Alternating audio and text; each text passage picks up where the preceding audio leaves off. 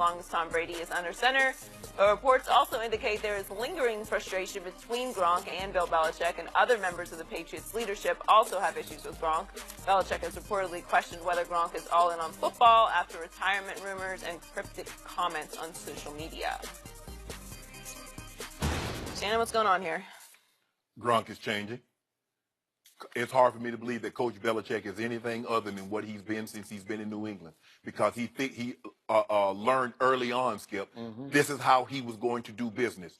And Coach Belichick doesn't care about anything else. When you come to that building, whatever the name is, I don't know the name of it, but when you go there, it's all about winning. Yep. And you are a small part. You check your ego, you check your attitude, you check your personality at the door. They strip all that away from you.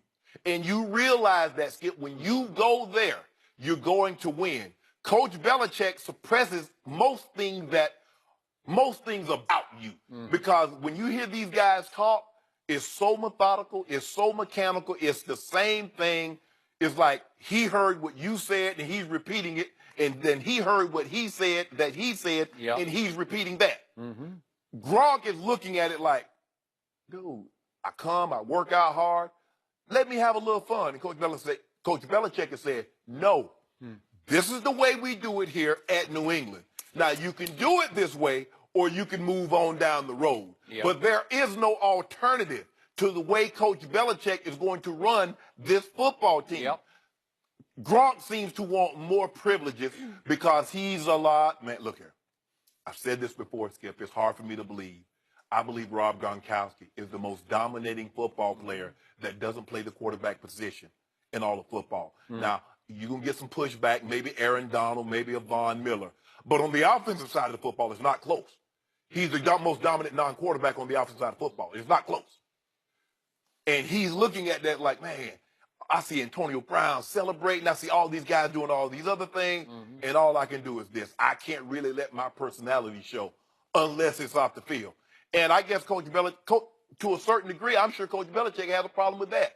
Because Coach Belichick wants everybody button up all football. He wants you to think when you home, he wants you to be watching tape or thinking football. Because that's what he's doing. But Gronk's not wired like that. Gronk's not built like that. And Gronk wants to have more freedoms and liberty while he's in that locker room, and that's not going to fly with Coach Belichick. So you might as well just go ahead and suck it up. And what do you want? What means more to you? Being who you want to be or winning? Because in New England, I don't believe it's hard for me to believe that you can do both. So I hear everything you just said. And the bottom line is, I'm not saying that Rome has fallen up in Foxborough, but Rome is teetering. And by the day, it teeters a little bit more, and it's about to fall. And the only man who can stop it from falling is the owner of the New England Patriots, Robert Kraft. Think of the run that he's had as the owner of the Patriots. Think about this. So remember, they had the one Super Bowl appearance early on in his tenure, remember? So that was with Drew Bledsoe. 96. Yep. And so that means that over 22 seasons, Robert Kraft has gone to 9 Super Bowls. Think of that run. 9 and 22? Never be duplicated. It's unheard of. It's just never to be duplicated. And that means that 9 times he was a guest of honor at a Super Bowl site for a whole week. Yes. He got to throw parties featuring Elton John like he did the other 2 Super Bowls ago. Elton John, Rick Ross, you Snoop Dogg. Name them. They all came for Mr. Kraft. So he's had the best of the best. He's had the greatest run in pro football you could argue any owner has ever had. Absolutely. And now he's faced with a huge decision, because I think before this is over, he's going to have to make a call. Is it Brady or is it Belichick? And it's ironic that a man who has no background in football whatsoever, who merely just had enough money to buy, that's all. That's all he did. He made his money in razor blades, effectively, that he had the capital to buy the New England Patriots. And he took them over as the owner, and then all of a sudden you're forced to make football decisions, and now you might have to choose between the greatest quarterback ever and what many call the greatest coach ever. And you are who? You're just Bob Kraft, right? Yep. Okay, so what just happened? We're having reports that a star has issues with Bill Belichick. Since Belichick's run started with Brady in 01, have we ever had a story in which No. any star had even, No. reported No. issues? Not one. You can go back because they haven't had that many stars because there's been a lot of cogs. You don't hear a whole lot of players, Skip. Forget the stars. You don't hear even Ocho Cinco when he got there and everybody had high expectations. He had nothing bad to say about Coach Belichick. Nope. He said it just didn't work. Right. Did Randy Moss ultimately have some problems? It never seemed to be with Coach Belichick. It just seemed like Randy just had money. issues. Whatever. Yeah, he wanted money. That's- And finally, Belichick said, that's enough. After that Monday night game down in Miami, he said, you are gone. Yes. And he traded him. And there have been a couple of other malcontents that he would try for a while, and then he would cut bait pretty quickly. Corey Dillon would be one. But in general, any of his stars, certainly Tom Brady, has never publicly or privately, to my knowledge, had any issues that have been reported with Belichick until now. Right. So now we have an issue. We have Rob Gronkowski. He's even tweeting to Danny Amendola about you be free, have fun. Like, oh, now you can go have fun somewhere because we don't have fun in New England. Like he was tweeting like Danny Amendola just got off the farm. He escaped. Yeah. So now he's no longer in prison and you left me behind. Skip, Gronk is looking at it like, look, and we know Gronk has outperformed this contract. Yeah. He signed this contract with his injury history, and it seemed like a lot of money at the time. But Gronk has outperformed this contract. Yep. But let me tell you what the crux of this is, Skip. Take it from a guy that played 14 years. When you're young, I played with Dan Reeves, who was my former coach for 3 years, who was as old school as it came. I know Dan very well, and you are right. And we had pads. He's in that Gruden mold of old school. We had pads on Wednesday, Thursday, and we had on shoulder pads, and we would goal line. Yeah, obviously Dan played for Coach Landry. Tom Landry. Yeah. So he's old school. Yeah. Skip, when you're young, your first couple of years in the league, that doesn't bother you. You just don't know any different. But guess what happens as you start to get older, Skip? Yeah. And they said, okay, you practice in the day, and you're in year 8, you're in year 9, you're in year 10. That start like, hold on, bro. Dude, I know to play. Can I get a day off? And Coach Belichick says, no. When did Shanahan take over for? Shanahan took over in 95. So I had 3 years of Coach Reeves, 2 years of Wade, and then here come Mike.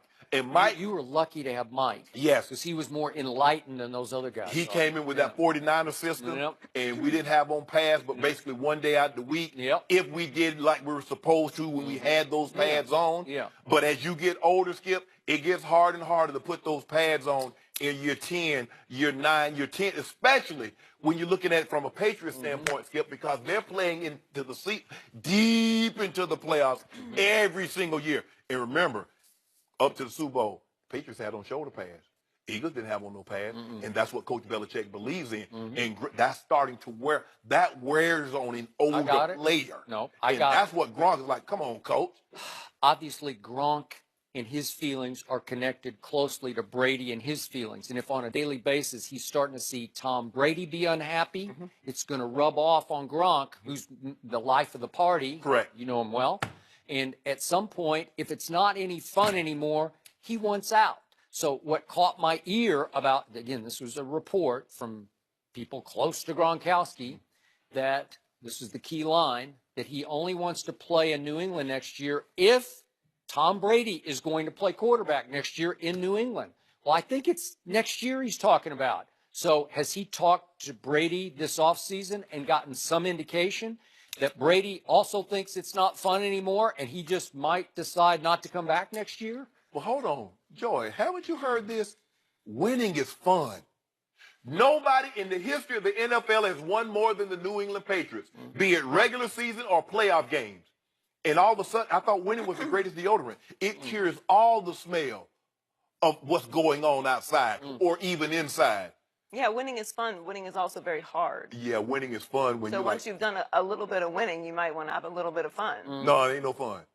Ain't no fun. He grind. You may think that you want to have a little bit of fun until you get somewhere where they lose a lot, and then you realize you're having fun. Well, you having a good time. You turning cartwheels. They got clowns and elephants and all of a sudden you're like, whoa, wait a minute. We ain't winning no games here? Then you want to go back to that. I commend Mike because he saw the line. When it was time to work, it was time to work. Mike Shanahan. But he let us have fun. Brian Billick, we just had us a good old time. We just had us we just had us a good old time. He's like, hey, Okay, I it was fun. got a veteran ball club. Yep. Our job as vets, myself, Rod, Jonathan Ogden, Ray to a certain extent, was to make sure the Wait, younger did you just minimize Ray Lewis? No, Ray, but Ray was young. Ray, Oh. I was in my 12th year. Woody was in his like 15th year. So he didn't have the seniority that, he didn't have the seniority that we had. But he was Ray Lewis. Yeah, he was Ray Lewis. But we got to sit in first class. He got to get on back there. Okay. If you had 10 years or more, we got to sit in first. If you didn't, get in the back. So guess what? When Ray got on the plane, guess where he went? Ray Lewis, defensive player of the year, MVP, got to the back. You know what I would have done? What? I would have gone up to Shannon Sharp and just tapped him on the shoulder and said, I'm sorry, this seat is mine. And I wish Ray would have minded. I wish Ray would. Hold on, Skip. Do you realize hold on, you make it seem like I was just old. You were just along for the ride on that flight. You make it seem like I was Dwayne Allen or something. Well, I was an accomplished player. Dwayne Allen, you were about in that category. Yeah. You caught one ball a game, right? Well, No, he caught one ball in the regular I know he season. caught one whole. I caught a few but that was just the thing, though, Skip. It's hard. And as you get older, man, being in all those meetings, that's why I commend Tom. Tom says he loves meetings. That was the thing that I hated the most. I just wanted to be in the locker room joking on the practice field, joking. Just get me to the locker room, to the practice field, and I was good. Man, those meetings, okay, you got a offensive meeting, and then you got a individual meeting, and you got special teams meeting. I mean, I'm tired of all this meeting. I mean, you've got a lot of big, hard-headed egos going on here, clashing, and after a while, this stuff wears down. And to me, at some point, Robert Kraft is going to have to pick Brady or Belichick, period, end of story. Not to just say, no, you've got to trade Jimmy G. Right.